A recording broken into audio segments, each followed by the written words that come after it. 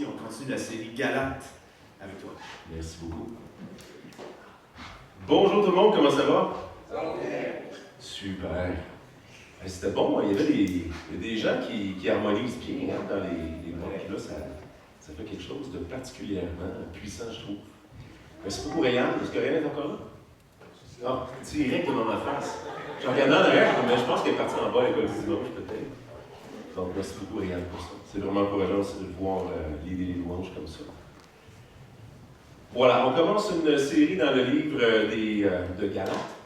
La semaine passée, j'étais pas là, mais je suis persuadé que la prédication était bonne. Habituellement, c'est toujours le traitement auquel Jacob nous habitue, des bonnes prédications. Donc, je continue sur cette lancée-là. Et on a aussi fait en sorte que cette série-là est en décalé avec Ecclésia. Donc, on enseigne la même chose à Ecclésia en ce moment. Ça nous permet d'avoir une semaine où un prédicateur peut enseigner ici, puis enseigner l'autre semaine la même prédication ensuite à Ecclésia. C'est pas toujours, ça coïncide pas toujours, mais on a organisé la chose de cette manière-là stratégiquement, pour cette raison-là. Donc, ça me fait plaisir d'avoir préparé à l'avance cette prédication-là. Vous allez être les premiers à l'entendre cette semaine. Et puis, elle va se répéter la semaine prochaine à Ecclésia. L'Épître aux Galates, c'est une épître vraiment puissante. Une des épîtres les plus puissantes, je dirais, du Nouveau Testament. Le ton de l'apôtre Paul est sans équivoque. Il parle avec autorité apostolique. Paul n'a pas eu facile, parce qu'il n'a pas vu Jésus de son vivant. Il a vu Jésus ressuscité. Mais ça lui a attiré une certaine quantité de mépris. Les gens se promenaient et puis ils étaient comme autour des points des 12. Et puis Paul, pourtant, a été choisi par Dieu pour être un apôtre, non seulement, mais avoir un rôle extrêmement important en termes de théologie. Paul a été le théologien du Nouveau Testament, celui que Dieu a inspiré pour nous donner la doctrine à l'extérieur du judaïsme. Et ça, ce n'était pas le rôle nécessairement des apôtres. Et puis chacun dans le corps de Christ a un rôle différent. Eux, leur responsabilité, c'était d'attester que Jésus avait enseigné, il était de rappeler les enseignements de Jésus, il était les témoins oculaires de ce qui s'était passé. Paul ne pouvait pas attester ça, ce n'était pas son rôle à lui. Mais Dieu a donné une révélation à Paul, le théologien, pour comprendre quel est l'évangile de Jésus-Christ, comment il est l'accomplissement de la loi. Et ça, cette révélation-là, ce n'est pas celle que les apôtres à Jérusalem avaient. Donc, le premier siècle est une période de transition entre le judaïsme et le christianisme. Puis donc, ce sujet-là de la loi puis de l'Évangile est extrêmement virulent. Et puis, de tous les siècles, c'est un sujet qui revient. Mais au moins, nous, on a l'avantage ici que ça a été le débat principal du premier siècle. Donc, le Nouveau Testament est extrêmement clair sur la nature de l'Évangile de Jésus-Christ. Et qu'est-ce qui n'est pas l'Évangile de Jésus-Christ? Maintenant, je pense que je n'étais pas là pour ta prédication, mais j'ai entendu le résumé de ta prédication la semaine passée. Tu as parlé des choses qui sont primaires, puis des choses qui sont secondaires. Et puis, l'Évangile au centre est le non négociable. Et c'est de ça que Paul est en train de parler dans l'Épître aux Galates. Et puis là, moi, j'ai le passage, après qu'il ait parlé dans la première partie ici, immédiatement, en entrant dans son introduction, il leur dit, 5 versets plus loin. D'habitude, Paul, il beurre plus un peu dans ses épîtres. Il prend plus de temps pour les complimenter, pour les encourager, tout ça. Puis là, il arrive direct. Donc, il n'est pas là pour écrire une partie de plaisir. Il rentre tout de suite dans le vif du sujet. Je m'étonne de ce que vous vous détourniez si promptement de celui qui vous a appelé par la grâce de Christ pour passer à un autre évangile. C'est ça qu'on va voir ensemble. Je vais prier pour commencer, puis ensuite on va entrer dans le message. Seigneur, comme d'habitude, on est ici, assis sur nos sièges en entendant la parole de Dieu, mais on est exactement comme les disciples qui étaient assis devant toi quand t'enseignais.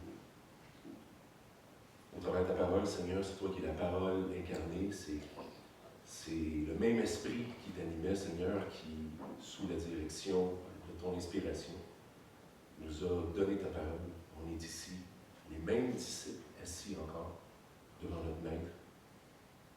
Et on te demande d'ouvrir nos yeux, Seigneur, pour qu'on voit la grandeur de ton Évangile.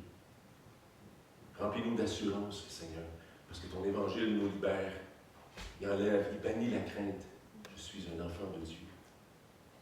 Remplis-nous de cette assurance-là, Seigneur, pour que la tête haute, on marche comme des lumières dans les ténèbres, qu'on fasse briller l'amour de Dieu jusqu'aux extrémités de la terre. Sois avec nous, Seigneur, on te demande, pas juste de nous bénir, mais de nous utiliser pour bénir le monde. Seigneur, continue de sauver, de faire grandir ton Église. On te demande pour que ton nom soit élevé, célébré, proclamé, publié, haut et fort par tout ce qui respire. Que ton nom soit glorifié. Dans le nom de Jésus. Amen. Donc, moi, le passage que je vais faire aujourd'hui, on va commencer par le lire. Donc, je vais le lire ici. Et puis, c'est une partie où, en fait, je vais m'arrêter en plein milieu de l'élan de ce que Paul est en train de dire ici. Puis, je vais vous expliquer ensuite exactement pourquoi il commence son épître en se justifiant. Parce que réellement, il est en train de justifier son ministère. Donc, ça va être dans Galates, chapitre 1, et on va lire les versets 11 jusqu'au chapitre 2, verset 2. J'entends les pages tourner, je vous laisse tourner un peu. Je vous déclare, frères, que l'évangile qui a été annoncé par moi n'est pas de l'homme. Car je ne l'ai pas reçu, je ne l'ai reçu ni appris d'un homme, mais par une révélation de Jésus-Christ.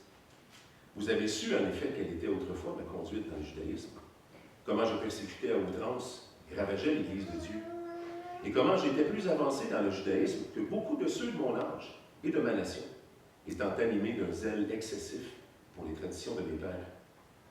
Mais lorsqu'il plut à celui qui m'avait mis à part dès le sein de ma mère et qui m'a appelé par sa grâce afin de révéler en moi son Fils, afin que j'annonçasse parmi les païens, aussitôt je ne consultai ni la chair ni le sang, et je ne montai point à Jérusalem vers ceux qui furent apôtres avant moi, mais je partis pour l'Arabie. Puis je revins encore à Damas. 3 ans plus tard, je montai à Jérusalem pour faire connaissance de Céphas. Et je demeurai 15 jours chez lui. Ça, c'est l'apôtre Pierre. Mais je ne vis aucun autre des apôtres, si ce n'est Jacques, le frère du Seigneur. Dans ce que je vous écris, voici, devant Dieu, je ne mens point. J'allai ensuite dans les contrées de la Syrie et de la Cilicie. Or, j'étais inconnu de visage aux églises de la Judée qui sont en Christ. Seulement, elles avaient entendu dire, celui qui autrefois nous persécutait annonce maintenant la foi qu'il s'efforçait alors de détruire. Et elles glorifiaient Dieu à mon sujet. Chapitre 2, verset 1. 14 ans plus tard, je montai de nouveau à Jérusalem avec Barnabas et aussi Tite. Je pris Tite avec moi. Et ce fut d'après une révélation que j'y montai. Je leur exposai l'évangile que je prêche parmi les païens. Et j'exposai en particulier à ceux qui sont les plus considérés, afin de ne pas courir ou avoir couru en vain. Donc, il continue son exposé. Le passage de la semaine prochaine va continuer. Il est en train de leur parler de sa vie à lui. Mais pourquoi il a l'air de se justifier comme ça au début? C'est ça qu'on va voir aujourd'hui. Et puis, il est en train d'exposer ici le fondement, la raison de l'Évangile de Jésus-Christ. Son autorité. C'est pas que ça vient uniquement de lui, c'est vraiment que Dieu lui a confié. Alors là, prochaine slide, j'ai écrit une définition. J'ai fait ça pour l'introduction, j'ai fait ça pour la fin. C'est pas une définition, mais c'est une mise en contexte. Et puis, j'ai décidé de vous l'écrire pour qu'on la lise ensemble. Comme ça condense mieux un petit peu l'essence de ce qui se passe dans l'Épître aux Galates. Donc, des enseignants professant un faux évangile se sont introduits dans les églises de la Galatie. Ils enseignent qu'il est nécessaire de respecter la loi de Moïse pour être sauvé. Or, l'Évangile de Paul affirme que toutes les exigences de la loi ont été satisfaites par la mort substitutive de Christ et que la foi, plutôt que la loi, est le seul moyen de salut. La mort substitutive, c'est un gros mot, mais c'est que Jésus est mort en tant que substitut devant la colère de Dieu. Il a subi la colère de Dieu à notre place. Ces enseignants discréditent Paul, disant que son évangile n'est pas celui des apôtres qui ont été témoins oculaires de Christ. Dans cette épître, Paul défend l'origine divine de son évangile. Il condamne l'évangile hérétique, judaïque, et des faux enseignants, et établit le fondement théologique de l'évangile de grâce. Donc c'est pour ça que là, il embarque là-dedans, parce que sans aucun doute, les gens se promènent, et puis ils sont plus proches, et puis il faut comprendre aussi qu'à Jérusalem, à ce moment-là, la profondeur de l'évangile de Christ n'est pas clairement comprise non plus encore par les apôtres. Le premier siècle et cette mutation-là, cette compréhension-là, jusqu'à temps que clairement on comprenne la nature de l'Évangile. Donc, pendant un certain bout de temps, il y a les judaïsants qui viennent, eux autres, de Jérusalem, et puis qui semblent dire, ben non, c'est ça qu'on dit, nous autres. Et Paul, lui, c'est pour ça qu'il commence en expliquant clairement que c'est une révélation que Dieu lui a donnée. Puis après, il va expliquer que ça devient l'Évangile, reconnu par tout le monde, même les apôtres de Jésus-Christ qui l'ont rencontré. Donc, c'est le seul évangile. Au moment où Paul est en train de parler, il n'y a pas d'ambiguïté, il n'y a qu'un évangile. Et l'évangile, il est de nature complètement différente de l'évangile du judaïsme. Donc, dans notre passage, Paul désire prouver que son évangile est le seul évangile. C'est pour ça que j'ai appelé la prédication ici. Il n'y a qu'un seul évangile. Avec, je présume que c'est Paul, je ne sais pas s'il ressemble à ça pour vrai, mais on peut se l'imaginer un petit peu mieux. Il est en train d'écrire sa lettre aux Galates. On voit dans sa face que ça a l'air sérieux. OK? Donc, il leur dit, OK, il est vrai que moi, mon évangile, ce n'est pas celui qui a été enseigné par les témoins oculaires. OK? Lui-même, d'ailleurs, il ne l'a pas appris d'eux. Cet évangile-là, il l'a appris de Christ. Christ lui-même lui a révélé. Il a été révélé par les apôtres, ensuite, il a été validé par les apôtres de Jérusalem. Ça, c'est ce qu'on va voir. On va repasser au travers du passage, section par section. Et bien que cet évangile ne provienne pas des témoins oculaires, il est l'évangile apostolique officiel, le seul évangile qui est valable. Donc, je vais faire un petit contexte, puis ensuite, ce que je souhaite, c'est que, comme d'habitude, quand on va rentrer dans notre passage, qu'on va relire le passage, on l'a lu au début, ce que je souhaite, c'est avoir donné suffisamment d'informations pour que quand on va le relire ensemble, ce soit limpide, clair. On comprend qu'est-ce que Paul dit et pourquoi il le dit, et qu'est-ce que ça change pour nous. Donc, premièrement, Paul est le théologien inspiré. Comme j'ai dit, les apôtres ont été attestés, eux autres, de la part de Christ, pour être des témoins oculaires. Eux autres, ils rappellent, entre autres, les discours de Jésus. Qu'est-ce qu'il a enseigné? À qui il l'a enseigné? Son rapport avec les pharisiens, sa mort, sa résurrection, son message. Donc ça, c'est le rôle qu'il leur a donné. Mais Paul, lui, est un théologien. C'est très différent de la manière avec laquelle Paul pense. Parce que lui, il a été formé en théologie, et puis il a été formé dans la théologie des Juifs. Et là, maintenant, Dieu lui donne d'être capable de comprendre toutes les connexions avec l'Évangile révélé dans l'Ancien Testament par la loi et les prophètes, et accompli dans la personne de Christ. Paul va être cette personne-là devant qui Dieu va ouvrir dans sa tête tout le casse-tête. Clac, clac, clac, clac, clac, clac, clac, clac, tous les morceaux se placent ensemble. Et là, devant la grandeur de ce qui s'est passé, ben pour nous, c'est rien. On est habitué d'entendre, on chante les précisions de la doctrine de Christ, mais lui, il est en train de recevoir de Dieu ce message-là. L'Évangile, il est en train de comprendre. Mais pour ça, il a eu besoin de partir. Il a eu besoin de se reculer. Ça a dû être une grosse aventure que l'apôtre Paul a vécue. Lui qui avait dédié sa vie au judaïsme, lui qui avait étudié pour être un pharisien, lui qui était un docteur de théologie, lui qui avait voué sa vie et qui s'était rendu compte finalement que celui qui avait pensé à être une menace pour sa religion était Dieu incarné, était le sauveur qui attendait. Et puis là, on peut s'imaginer comment le gars il a eu besoin de faire il faudra que je repense à tout ce que j'ai eu comme repère dans ma vie. Mais qui est ce Jésus-là? Comment il a été annoncé par la loi et les prophètes? Comment il a accompli les exigences de la loi? Donc, une autre chose que je trouve utile à savoir, c'est que la Galatie, je ne sais pas si tu as montré une carte la semaine passée de la Galatie, la Galatie est une zone qui a été atteinte par l'apôtre Paul, entre autres dans son premier voyage missionnaire. Mais quand on lit Actes, chapitre 13, chapitre 14, on voit qu'ils n'ont pas été là longtemps, parce qu'il y a eu de la persécution. Mais là, le réveil a pogné. Là, les gens réalisent l'évangile de Jésus-Christ, se tournent vers lui. Et là, il y a des églises qui se forment à Antioche de Pisidie, à Iconium, Lystre, Derbe. Ça, on pourrait dire, c'est comme ici, mettons qu'on est dans les Laurentides, il y a Val-David, il y a peut-être, je ne sais pas moi, Val-Morin, je vais le dire, c'est collé à côté, là, mais Sainte-Adèle, Mont-Tremblant, un petit peu partout. D'un coup, il y a des églises qui poussent, puis là, ben, les apôtres, ils sont persécutés et ils sont obligés de partir. Après 3 mois, ils laissent des anciens puis ils partent. Les anciens, les plus anciens, avaient 3 mois de vie chrétienne.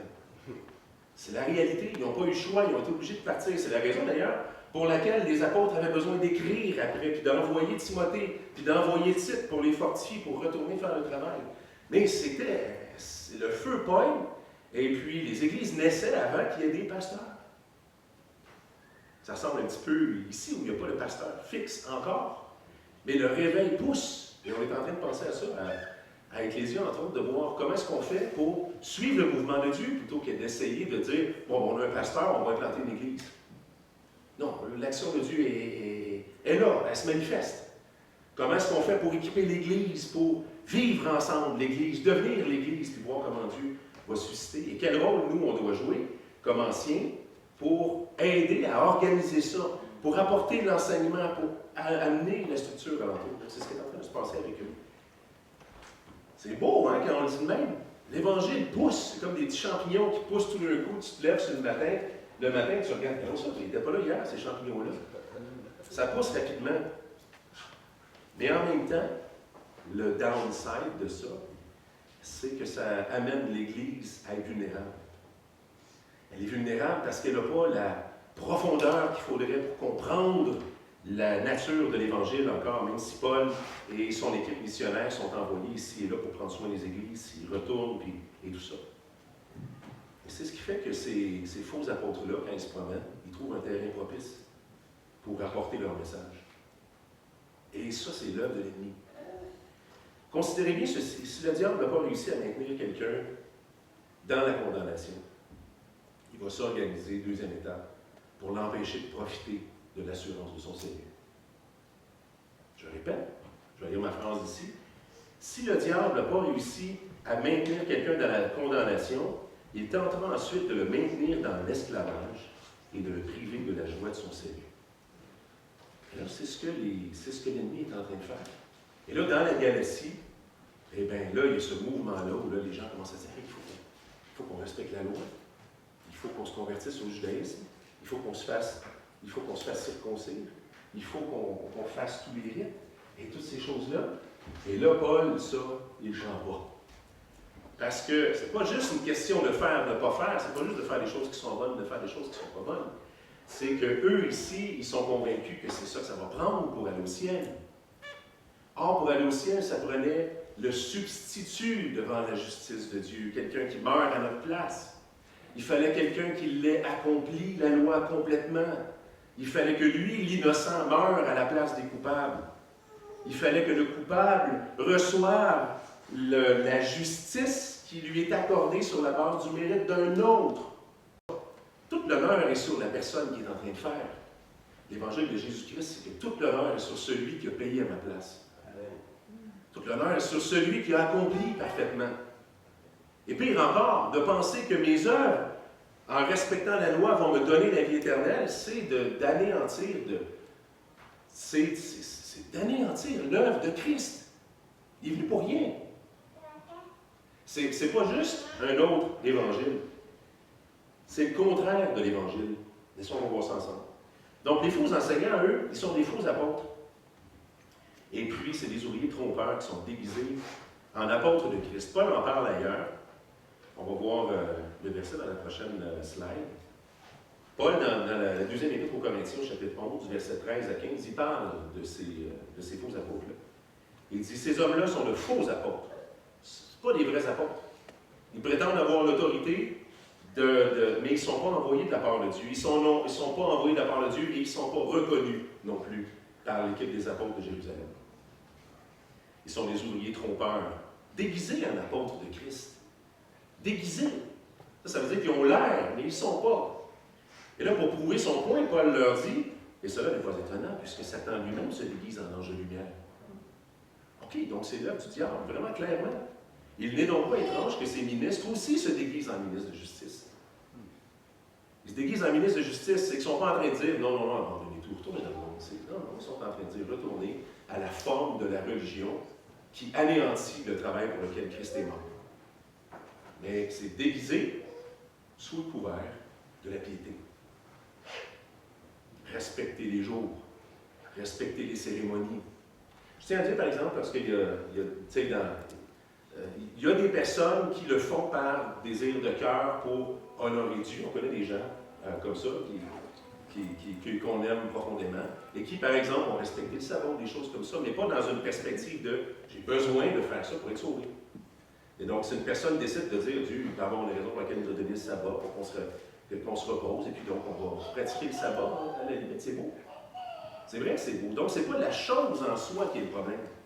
C'est l'orientation du cœur. C'est quand le cœur met l'emphase là-dessus en disant « Non, non, non, tout le monde est dans le champ, moi j'ai compris. Si tu ne respectes pas la loi, tu ne peux pas être sauvé. » Ben, si tu as besoin de la loi pour être sauvé, tu n'as plus besoin de Christ, il est venu pour rien. Il est venu pour rien. Il continue de pratiquer le judaïsme tel qu'il existait avant que Jésus vienne. Donc, Jésus, c'est une petite parenthèse que tu peux enlever de l'histoire de l'Évangile. Donc, le prochain verset, il nous dit ici qu'ils sont venus pour épier notre liberté en Jésus-Christ. Et cela, à cause des faux frères qui s'étaient furtivement introduits et glissés parmi nous. Ça, c'est dans Galates 2, chapitre 4, vous allez voir ça la semaine prochaine. Pour épier la liberté que nous avons en Jésus-Christ. Puis dans l'Épître aux Galates, on va voir la liberté. C'est quoi la liberté? On n'est pas libre de débarrasser de Dieu. On est libre de la condamnation qui nous empêchait de marcher avec Dieu. On n'a pas été libérés pour faire ce qu'on veut. On a été libérés pour pouvoir le servir sans contrainte, sans condamnation. Eux sont venus pour nous retourner à l'esclavage, nous épier notre liberté, la liberté que nous avons en Jésus-Christ, avec l'intention de nous asservir, nous faire devenir à nouveau des esclaves de la loi. C'est ça, je n'irai pas trop en détail là-dedans, de toute façon. C'est le sujet de l'Épître aux Galates, on va en discuter à toutes les semaines. Prochain verset, ensuite, il nous dit que non seulement ils sont des faux apôtres déguisés en vêtements de justice, ils sont venus pour épier notre liberté, mais en plus, leur intention n'est même pas bonne. Leur désir, ici, il dit, le zèle qu'ils ont pour vous n'est pas pur, mais ils veulent vous détacher de nous, afin que nous soyons zélés pour eux. C'est Paul qui dit, je cite, c'est pas comme... Il est en train de dire, leur intention à eux, de toute façon, elle est de type sectaire. Regardez comment je respecte la loi, moi. Je suis meilleur. Vous voulez reconnaître en ligne, quand vous écoutez des choses sur YouTube, vous voulez reconnaître le faux évangile? C'est pas compliqué. Il est rempli d'orgueil. L'évangile de Jésus-Christ, il est rempli d'humilité. Le prédicateur, il n'est rien. Il est un porte-voix de la puissance, de la beauté de ce que Christ est. Le prédicateur, il n'est rien. L'attention n'est jamais sur le prédicateur quand l'Évangile est présent. Mais quand l'Évangile est absent, tout est sur celui qui parle. Moi, nous, tout ce qu'on vous cache. Donc, quand vous avez un vidéo qu'on vous envoie, puis que dans le titre, il est écrit quelque chose comme « Ce que le christianisme mainstream vous cache ». Vous avez déjà vu ça passer? Moi, je vais passer souvent, il y a du monde qui m'envoie des vidéos de même souvent. Ça commence toujours de la même manière, ce que le christianisme mainstream vous cache. Comme si on travaillait pour Rome. Tu sais? Et puis qu'on était mal intentionné. Mais ici, l'attention est toujours sur notre petite gang, la grosse gang. Nous autres, ils ne l'ont pas. Nous autres, on l'a. Nous autres, on l'a. Nous autres, on l'a compris. Nous autres, on fait ça. Eux autres, ils ne le font pas. Nous autres, c'est ça l'orgueil. Moi. Notre petite gang, nous autres, les 18 de notre gang, on va être au ciel, pas les autres. C'est de l'orgueil. C'est de l'orgueil. Depuis quand le focus a shifté de Christ vers moi? Paul, après, il va parler du faux évangile. Tu peux remettre la prochaine slide, c'est juste la générique, mais au chapitre 1, il parlait du faux évangile. J'imagine que vous avez eu l'occasion d'en parler la semaine passée, mais Paul joue avec des mots grecs au chapitre 1 où il leur dit, pas qu'il ait un autre évangile, il dit, vous passez à un autre évangile. Quand il dit au verset 6, je m'étonne de ce que vous vous détournez si promptement de l'évangile par la grâce de Christ pour passer à un autre évangile. Le mot est hétéros. D'où vient le mot hétérosexuel? Ça veut dire de nature différente. Ici, il est en train de dire, vous passez à un évangile qui n'est pas l'évangile. Et il prend train de dire ensuite, mais non pas qu'il y ait un autre évangile, et là c'est le mot allos qu'il utilise, qui veut dire de nature semblable. Donc, OK, un autre évangile de nature différente. Vous vous tournez, ce n'est pas l'évangile. Point. Pas, mais en vous disant ça, je veux m'assurer que vous compreniez bien que je ne suis pas en train de dire qu'il y a un autre évangile, comme si c'était une matière à interprétation, comme si c'était, ouais, je sais que Paul dit ça, mais l'autre il dit ça, une question de perspective. Non, ce n'est pas une question de perspective. Ça, c'est dans le non négociable. Ça, c'est l'évangile ou ce n'est pas l'évangile. Ça, c'est le christianisme ou ce n'est pas le christianisme. Donc, Paul va leur dire effectivement que c'est une corruption de l'Évangile. Quand il leur dit ensuite qu'il y a des gens qui sont venus et qui veulent vous renverser, le mot renverser veut dire transmutation, corruption. C'est quelque chose qui a muté, qui n'est plus ce qui était. Ce n'est pas l'Évangile de Christ. C'est une transmutation parce qu'il retourne aux images de ce que c'était supposé être. Et puis donc, c'est intéressant quand même, je vais vous le lire parce que je n'ai pas mis de slide sur ça, mais dans 2 Corinthiens, 2 Corinthiens chapitre 11, Paul adresse aussi quelque chose de semblable, et il joue encore avec les mêmes mots, allos puis hétéros, au verset, ça frotte, hein? Je pense que c'est depuis que j'ai ma barbe, mais ça... Ah, c'est ça, il faut se raser ici. C'est vrai, sous la loi, il portait la barbe. Je ne sais pas. Fait que Paul ici, il vient puis il parle de ça, mais là, il parle d'un autre. Et il parle d'un autre. Non, je peux pas. 2 Corinthiens, chapitre 11. 2 Corinthiens, chapitre 11, verset 3. De même, toutefois, de même que le serpent séduisit Ève par sa ruse, je crains que vos pensées ne se corrompent. Il dit la même chose ici. Et ne se détournent, en même chose ici, de la simplicité à l'égard de Christ. Car si quelqu'un vient, vous prêchez un autre Jésus, hétéros, que celui que nous vous avons prêché, aussi vous recevez un autre esprit. Et là, ici, c'est allos. Il ressemble. Ça a l'air de l'esprit du christianisme, mais ce n'est pas le même Jésus. Ça a l'air de l'esprit du christianisme, mais ce n'est pas le même christianisme. Pourquoi? Parce que ce n'est pas le même Jésus. Tu l'enlèves, puis ça marche pareil. C'est fort, ça, quand même. Tu enlèves Jésus dans cet évangile-là, puis ça marche pareil. Il ne sert à rien. Et là, ensuite, il dit, donc, si vous recevez un autre esprit que celui que vous avez reçu, ou un autre évangile que celui que vous avez embrassé, vous le supportez fort bien. Donc, c'était la chose de l'heure au Nouveau Testament. Maintenant, tout ça nous met la table. Encore une fois, mon passage à moi était difficile ce matin, il n'était pas difficile à exposer, c'est juste que c'est le début de son argumentation, où il veut justifier son évangile. Donc, ce que je voulais faire ici, c'est de nous aider à comprendre le portrait comme il faut de qu'est-ce qui est en cause.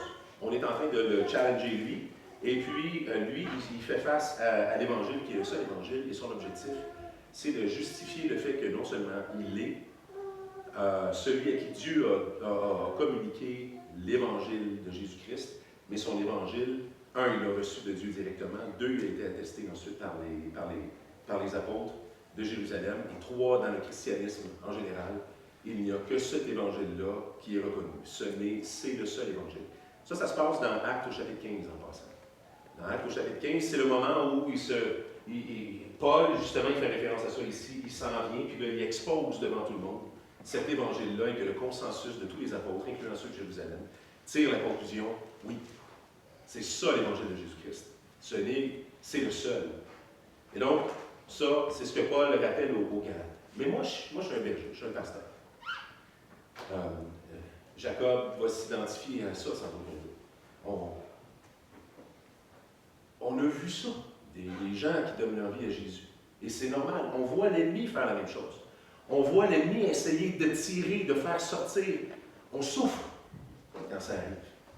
Paul, plus loin dans l'Épître aux Thessaloniciens, va parler et il va leur dire qu'il se sent pareil comme une mère avec ses enfants. Il dit, je ressens à nouveau pour vous les douleurs de l'enfantement. C'est comme s'il y a des contractions qui pognent encore. C'est comme si un enfant rendu à l'adolescence, décide de quitter la foi et qui part. Je ne sais pas si certains d'entre vous avaient déjà vécu ça ici. Le tourment qu'on doit vivre.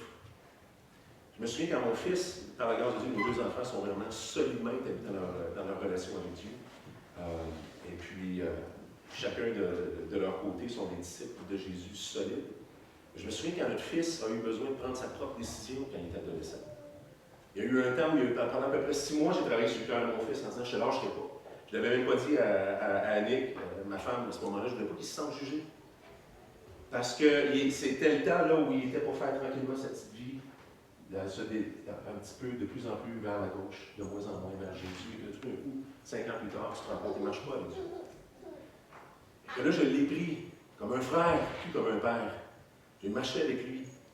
J'ai fait faire les règles d'auto avec lui, où je l'ai brassé comme il faut, que j'ai dit, je ne te lâcherai pas jusqu'à ce que tu deviennes un disciple de Jésus. Je te le dis, je ne te lâcherai pas. Je me souviens comment j'ai souffert de ça. J'ai pleuré en disant, Seigneur, c'est mon fils. Puis un pasteur se sent comme ça avec les gens qui donnent leur vie à Jésus. Et ici, je le dis, on dirait que je le sens, il y a bien motif. Ici, c'est ses enfants. Il les a vus venir à Jésus. Il les a vus s'attacher à lui. Et là, ici, ils sont en train d'être amenés à l'extérieur. Ce n'est pas une question d'opinion seulement, c'est une question fondamentale. Mais c'est comme s'il les brasse dans cette épée-là en disant « Hey! On va replacer les idées, tu sais, un petit peu comme le genre de jeu pour enfants, là, tu as 2 roulettes, puis que tu fais des lignes, là, puis tu dessines des lignes. Tu sais ce que je veux dire? Là? Tu tournes une roulette d'un bord, une roulette de l'autre, ça fait monter des lignes, tu fais des dessins, puis quand le dessin n'est pas beau, tu le shakes, puis on recommence. C'est un petit peu comme s'il était en train de faire ça. Réveillez-vous! Mais ce n'est pas un ton sévère, c'est un ton d'amour. Donc là, ici, il est en train de justifier. Il faut qu'il justifie. Parce que non seulement ça, on est en train de dire, mais lui, il n'est même pas un apôtre. Hein? C'est bon, ça! C'est un bon public, là. Ouais. C'est un enfant, il a compris ça. Allô? Mais il est en train de justifier parce qu'on remet en question son apostolat, lui qui pourtant a été l'instrument de Dieu pour les conduire à Jésus. Dans l'Épître aux Corinthiens, la même chose arrive. Pauvre Paul, c'est pas évident pour lui. Tout le temps, il se fait mettre de côté en disant « Ah, t'es même pas un des 12, t'es même pas un apôtre. » Puis Paul leur dit dans les Corinthiens, il leur dit « Je veux juste vous rappeler que si vous voulez une preuve, vous êtes la preuve de mon apostolat. Avant que je passe, vous ne connaissez rien de l'Évangile. Vous avez connu Christ au travers des... Qu'est-ce que tu veux comme preuve? Tu veux que je t'envoie une lettre de Jérusalem? » Et là, donc, ici, il se justifie. Et en se justifiant, au verset 11, il leur dit « Je vous déclare, frères, que l'Évangile qui vous a été annoncé n'est pas de moi. N'est pas... Attends, n'a pas été... je refais. Je vous déclare, frères, que l'Évangile qui a été annoncé par moi n'est pas de l'homme. Reconnaissez ça. C'est peut-être moi qui l'ai communiqué, c'est peut-être moi qui ai été le théologien influent pour ça, mais ce n'était pas mon Évangile. Je vais vous l'expliquer. Car je ne l'ai ni reçu ni appris d'un homme, mais par une révélation de Jésus-Christ.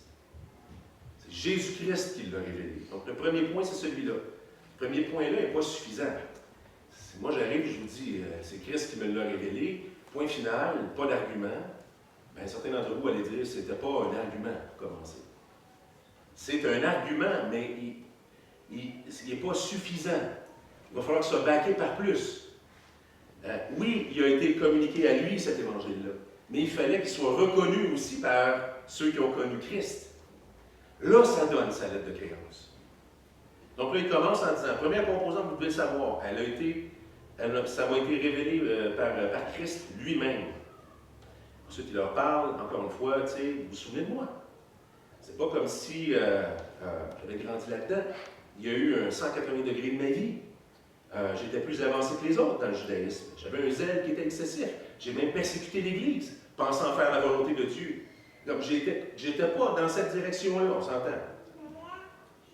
Et lorsqu'il plut, celui qui m'avait mis à part dès le sein de ma mère. Et là, on voit ici la nature de l'appel de Dieu, la nature de son apostolat, la nature aussi du ministère chrétien. Être appelé au ministère, c'est pas une graduation, c'est un appel. Tu ne deviens pas, c'est pas comme, on le répète souvent parce que c'est important. Être un pasteur, c'est pas quelque chose de plus important dans le corps de Christ. C'est un rôle différent. On a tous un rôle à jouer dans l'Église. Et celui-là, ben, il est planifié stratégiquement pour ça, mais on est tous des disciples de Jésus. Et là, ici, il prend la peine de le dire, je ne me suis pas appelé moi-même, Dieu m'a préparé pour ça, il m'a appelé avant même que moi je le connaisse quand j'étais dans le ventre de ma mère. C'était son plan à lui. Et on voit à quel point même il y a vraiment une note de... Je cherche le mot, là. Il est ébloui, là. On dirait qu'il est émerveillé. Il y a une note d'émerveillement dans ce qu'il dit. Mais lorsqu'il plut à celui qui m'avait mis à part dès le sein de ma mère et qui m'avait appelé par sa grâce, pas parce que je le méritais, de révéler en moi son Fils, afin que j'annonce parmi les païens. Il y a vraiment comme une expression là, comme c'est hot. Parce que si je mérite quelque chose qu'il va dire ailleurs, il me semble que c'est dans l'Épître aux Philippiens, je suis le moindre de tous les apôtres. Moi, j'ai persécuté l'Église. Et toute sa vie, il va porter ça en disant, mais ça, si je regarde ma chair, c'est ça que ça donne. Mais si je regarde ce que Dieu a fait dans ma vie par son ministère, c'est sa grâce. C'est parce qu'il m'avait choisi, c'est parce qu'il m'avait appelé. C'est pas parce que je le méritais. Tu sais, leur dit ça, c'est pour leur expliquer que, OK, là, j'ai entendu l'Évangile, j'ai cru en Jésus. Ensuite, je ne suis pas allé vers les apôtres pour entendre l'Évangile qui venait des apôtres seulement. Je suis parti, on ne sait pas ce qu'il fait pendant ces années-là.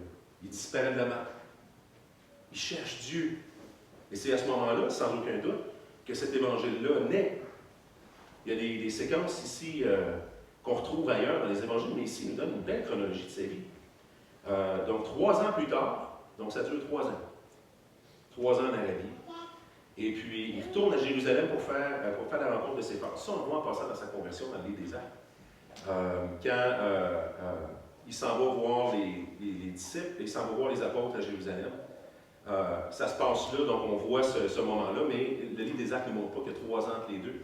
Ici, il nous dit qu'il y a 3 ans entre les deux. Donc là, il s'en va voir, finalement, il retourne les voir. Mais encore là, il tient à se justifier en disant 3 ans plus tard, je montais à Jérusalem pour faire la connaissance de ses frères. Ça, c'est Pierre.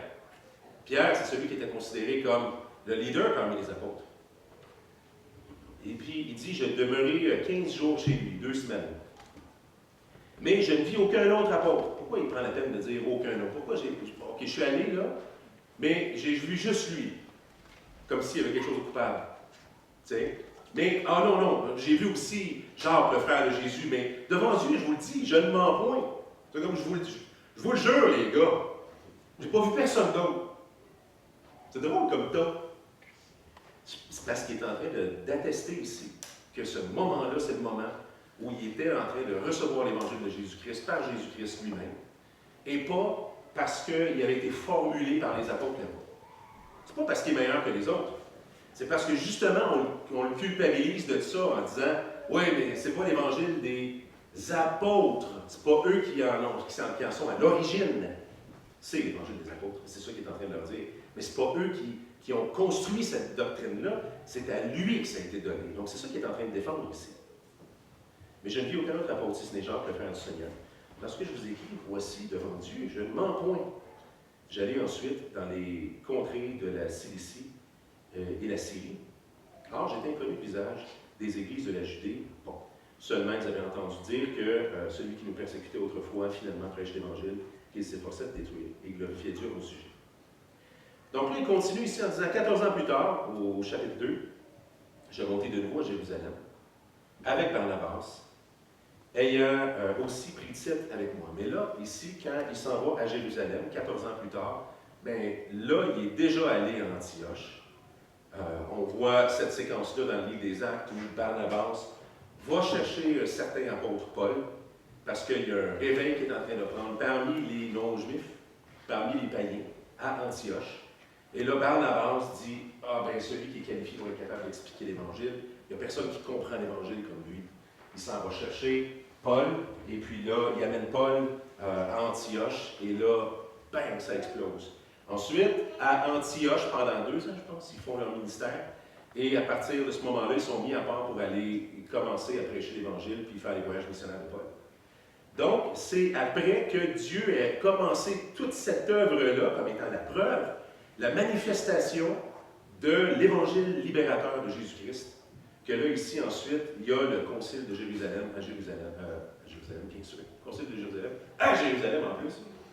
Et puis, donc là, il y va, et puis c'est dans Acte 15.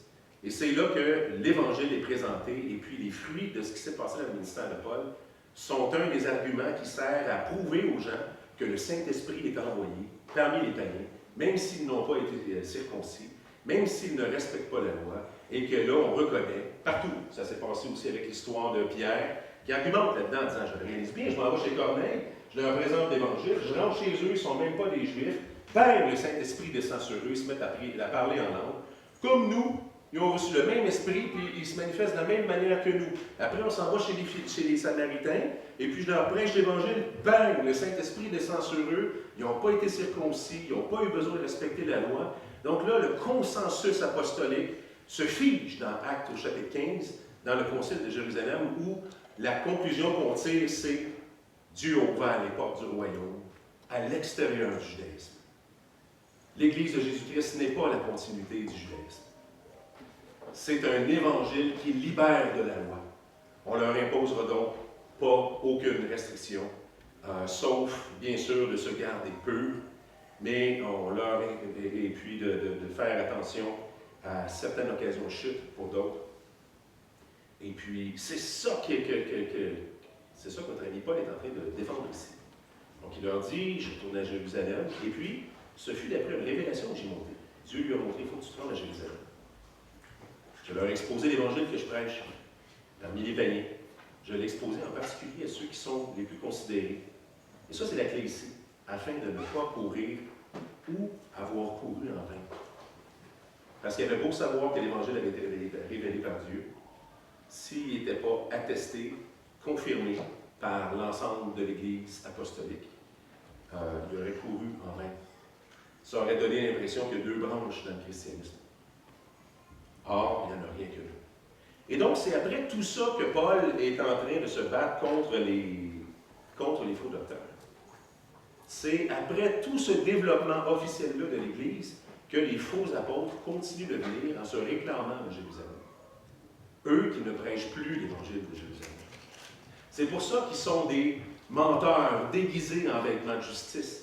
Parce qu'ils disent venir de Jérusalem, puis ils ne prêchent pas l'Évangile de Jérusalem. C'est parce qu'ils sont envoyés par l'ennemi pour détruire. Donc, l'Évangile, c'est le seul Évangile. J'ai terminé aussi avec une phrase préfaite. Des fois, les phrases écrites résument encore plus fermement. Donc, je fais une conclusion de ce qu'on vient de voir ensemble, mais aussi de l'ensemble de ce que Paul est en train de vouloir corriger dans l'Épître aux Galates. L'Épître aux Galates nous apprend que l'Évangile de Jésus-Christ n'est pas une continuité du judaïsme. Il est son accomplissement. Au chapitre 3, verset 13, dans Galates, il dit « Christ nous a rachetés de la malédiction de la loi, étant devenu malédiction pour nous. » Ça va être de toute beauté. Hein? De semaine en semaine, on va renchérir là-dessus, parce que Paul, là, il affirme la doctrine. C'est pour ça que l'Épître aux Galates est de toute beauté. Cet évangile a été divinement communiqué par Paul, le théologien et apôtre inspiré. Il manque une virgule ici, désolé. Puis authentifié et adopté par les apôtres qui ont connu Jésus. Il est le seul évangile. L'évangile judaïsé est une hérésie, je tiens à dire dans ces mots-là. Quand ça nous est présenté à nouveau, il faut qu'on sache le reconnaître. C'est une hérésie. Si dans ton évangile, tu peux enlever Jésus et ça marche encore, ce n'est pas l'évangile. Ce n'est pas une version de l'évangile. Ce n'est pas une question d'interprétation. Ce n'est pas l'évangile. C'est l'anti-évangile. C'est celui qui te donne l'impression de l'évangile et qui te garde sous la condamnation.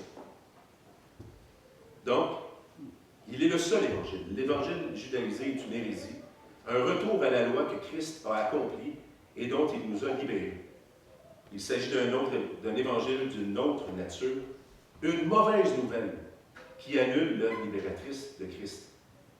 Il fait dévier ses adhérents sur le chemin du chemin de la foi qui sauve, pour les placer à nouveau sous le joug de la condamnation de la loi.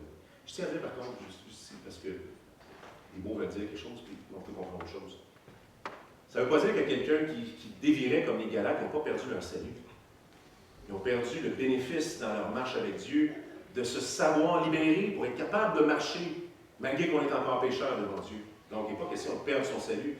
Mais cet évangile-là, quand il est prêché à ceux qui l'entendent et qui n'ont pas connu la nouvelle naissance encore, pour eux, c'est un évangile qui n'apporte pas le salut. Donc, c'est grave. Donc, il fait dévier ses adhérents du chemin de la foi qui sauvent pour les placer à nouveau sous le joug de la condamnation de la loi. Pour ces victimes, Christ ne sert plus de rien. Chapitre 5, verset 2. Il leur dit carrément, il dit, si vous voulez respecter la loi, vous faire circoncire, sachez que Christ vous sert plus rien. On l'enlève de l'équation, ça marche. Ça marche encore. Devant son influence, les croyants doivent demeurer fermes. C'est pour la liberté que Christ nous a affranchis. On voit au chapitre 5, verset 1. Demeurez donc fermes et ne vous laissez pas mettre à nouveau sous le joug de la servitude. Ça va être ça pour aujourd'hui, mes amis. C'est enregistré les prédications en maintenant? C'est-tu enregistré? Oui. Oui. Je vous encourage à prendre des notes tout au long de la série, à relire vos notes. Si vous avez besoin, consultez les enseignements à nouveau, prenez des nouvelles notes. C'est une épître qui est hyper importante. Ce qu'on devrait comprendre au terme de ça, c'est que l'Évangile de Jésus-Christ, non seulement a payé, a enlevé toutes nos fautes, mais il relève la tête du pécheur, parce qu'on est encore pécheur. Notre marche avec Christ implique encore qu'on tombe. Mais se relever dépend de notre capacité à comprendre la grandeur de l'œuvre qui a couvert les fautes. Oui, même encore celle-là. Et donc, la liberté dont il est question, c'est la liberté aussi de nous savoir aimés par Dieu, malgré qu'on ne se sente pas aimé ou aimable. Il faut qu'on l'apprenne, il faut qu'on le mémorise, il faut qu'on le considère comme étant la vérité plus que nos émotions. Souvent, je ne me sens pas aimable, mais Dieu aime à cause de Christ, pas à cause de moi. C'est pour la liberté que Christ nous a affranchis. Demeurez ferme là-dedans. Donc, c'est ce qu'on va demander à Dieu. Merci Seigneur pour ta parole. Merci pour tes apôtres qui ont souffert même jusqu'à la mort. Et puis qui ont été fidèles pour apporter ta parole. Merci pour ta parole qu'on tient dans nos mains en ce moment, qu'on dévore. Merci pour ton esprit qui nous libère au travers de ton évangile. Merci Seigneur. Je ne sais pas comment on pourrait suffisamment te remercier pour ça. Quand je suis tout seul dans ma chaise, dans mon salon, que personne au monde à part moi et mon Dieu, et que ta parole me frappe. Combien de fois, Seigneur, je pleure parce que je suis juste ému. Merci pour ça. Merci pour ton évangile. Merci pour la victoire de ta croix. Merci pour la grandeur de ton amour. Enracine-nous dedans, Seigneur. On te demande que cette série dans l'Épître aux Galates nous conduise dans la liberté, dans un cœur léger qui marche avec enthousiasme, avec débordement de cœur, avec émotion vers celui qui nous a aimés, qui nous a aimés. Tu mérites, Seigneur, chacune des secondes de nos vies. Et on veut te les consacrer. Donc, merci pour ta parole. Merci pour ton esprit. Merci pour ton Église. On prie dans le nom de Jésus. Amen.